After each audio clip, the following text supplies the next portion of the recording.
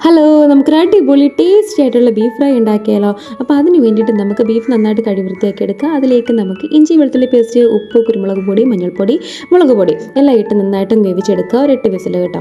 അപ്പോഴത്തേക്കും നമുക്ക് പാനിലേക്ക് കുറച്ച് എണ്ണ ഒഴിച്ച് വറ്റൽമുളക് ഇട്ട് എടുത്തിട്ട് സവാളയും കുറച്ച് തേങ്ങാക്കൊത്തും കുറച്ച് ഉപ്പും ഇട്ട് നന്നായിട്ടൊന്ന് വഴറ്റി ഉള്ളിയെല്ലാം ജസ്റ്റ് നടച്ചു വെച്ച് വേവിക്കാം.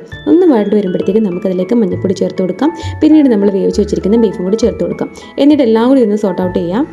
വീണ്ടും നമുക്ക് അടച്ചു വെച്ചിട്ടൊന്ന് കുക്ക് ചെയ്യാം. അങ്ങനെ നമുക്ക് ഇത് ഇളക്കുന്ന പരിപാടിയാണ് കേട്ടോ. കൂടെ ഇളക്കിക്കൊണ്ടേ ഇരിക്കണം.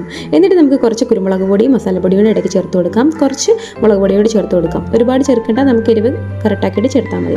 പിന്നീട് കുറച്ച് കറിവേപ്പിലയോട് ചേർത്ത് കൊടുക്കാം. എന്നിട്ട് നമ്മൾ കൈ എടുക്കാണ്ട് നന്നായിട്ടങ്ങ് ലോ ഫ്ലെയിമിൽ വെച്ചിട്ട് ഒന്ന് വഴറ്റി എടുക്കുക. ഇടയ്ക്ക് കുറച്ച് വെളിച്ചെണ്ണയും കൂടി നമുക്ക് ചേർത്ത് കൊടുക്കാം. അങ്ങനെ ബീഫിൻ്റെ കളറെല്ലാം മാറി കഴിയുമ്പോഴത്തേക്ക് കുറച്ച് കുരുമുളക് പൊടി, മസാലപ്പൊടി ചേർത്ത് നമുക്ക് ഫ്ലെയിം അങ്ങ് ഓഫ് ചെയ്യാം.